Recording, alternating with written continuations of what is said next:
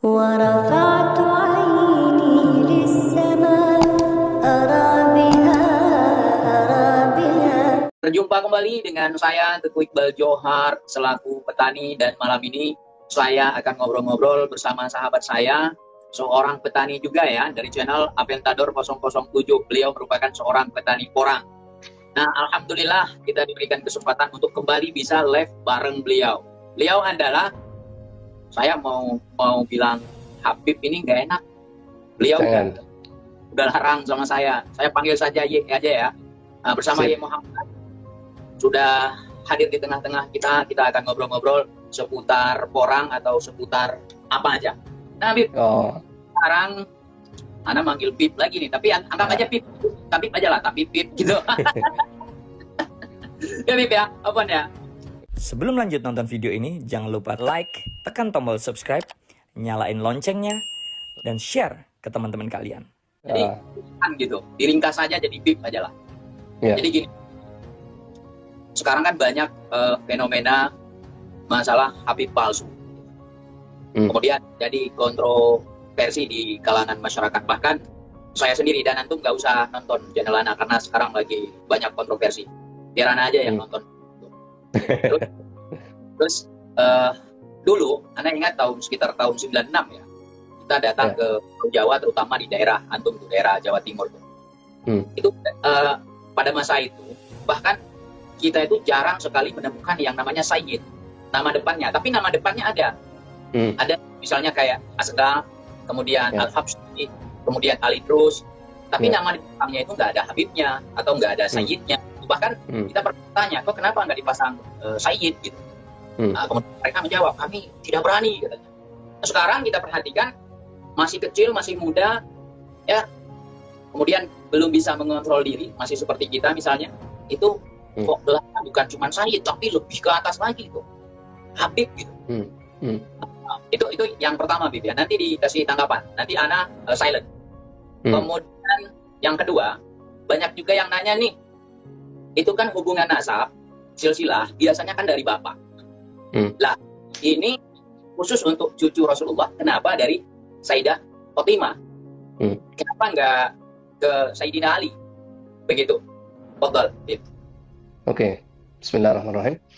Jadi begini, yang pertama yang pertanyaan yang terakhir dulu saya jawab. Jadi memang khusus kepada keturunan Rasulullah ini, Rasulullah sendiri yang menyatakan bahwa putra Fatimah ini adalah putraku. Jadi nasabnya ke aku. Itu ada hadisnya memang begitu. Jadi sekiranya pun nggak ada hadis itu, ya kalau cucunya Rasulullah itu, kalau misalnya anaknya Sayyidah Fatimah, ya otomatis cucunya Rasulullah. Sekiranya nggak ada hadis itu, tapi hadis itu memang begitu. Jadi Rasulullah sendiri yang menyatakan bahwa anaknya Fatimah adalah anakku. Jadi nasabnya ke Rasulullah SAW. Itu yang pertama. Terus yang kedua mengenai Habib. Nah ini menyedihkan sekali kalau saya lihat yang saat ini. Sebenarnya saya males ngomong tentang Habib ini, cuman karena sudah keterlaluan, jadi saya terpaksa harus ngomong.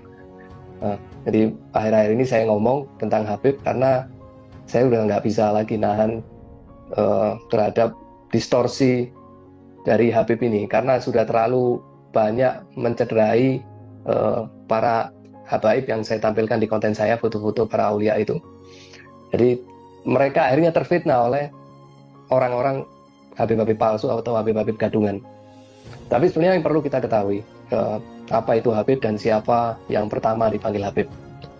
Jadi Habib itu adalah gelar yang diberikan oleh umat kepada dzurriyyah Nabi yang memiliki keutamaan baik dalam ilmu, dalam akhlak, dalam berbagai hal. Mereka mempunyai keutamaan sehingga umat menggelarinya Al-Habib, kekasih. Seperti itu.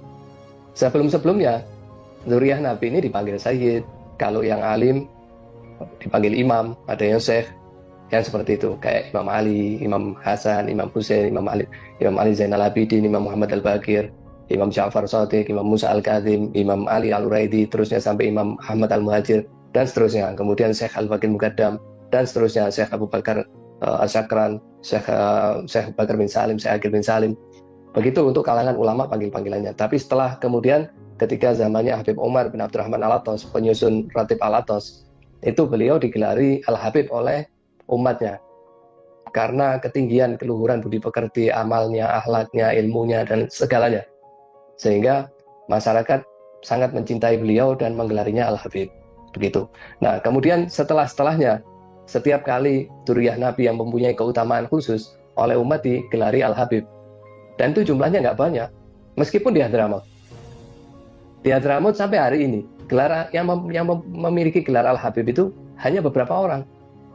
Bahkan Habib Salim Syatri yang digelari Sultanul Enim, itu di Hadramaut dipanggil Am. Apa kalau di Jawa mungkin Pak D? Kalau di Aceh apa? Am, Paman.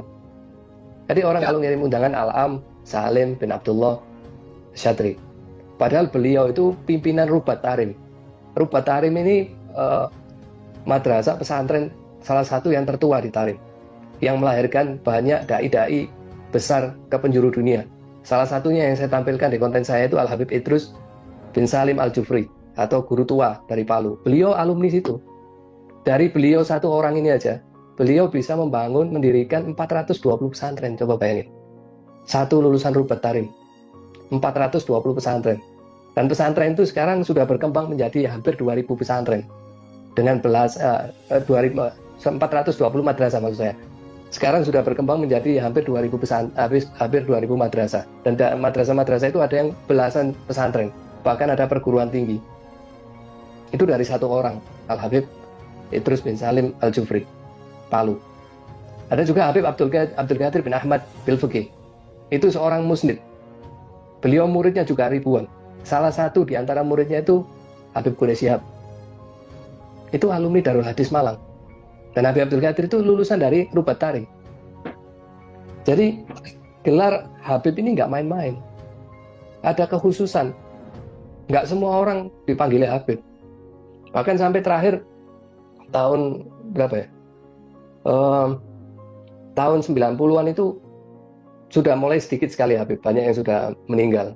Kebanyakan mastur. Kita baru tahu kalau beliau ini Habib ketika beliau meninggal. Satu contoh misalnya yang kemarin viral di Pasuruan itu Habib Hasan Asgaf yang meninggal, dan tiba-tiba yang memakamkan ribuan. Entah orang dari mana tiba-tiba datang ribuan. Padahal beliau ini hanya mimpin tahlil, maulid, hanya baca doa. Tidak pernah ceramah.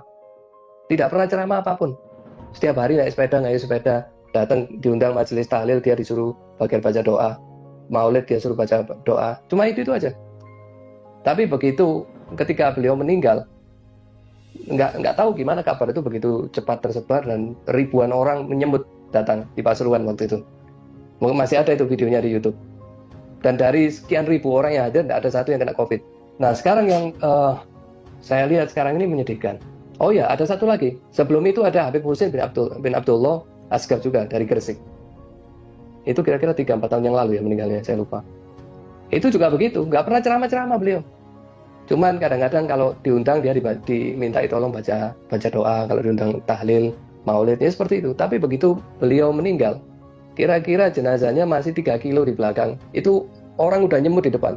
Itu orang baru sadar, baru sadar bahwa beliau seorang Habib. Kalau bukan Habib, nggak mungkin sekian ribu orang datang seperti itu. Nah ini sangat luar biasa sekali, Masya Allah ya, ilmu buat kita semua. Dan saya memperhatikan tentang sejarah di Nusantara. Misalnya kayak di Tanah Jawa ataupun di Aceh. Di sini, para habaib itu, ya seperti kata antum tadi, itu ada yang dipanggil Tengku. Ya, ada yang dipanggil Tengku, sesuai dengan kearifan lokal.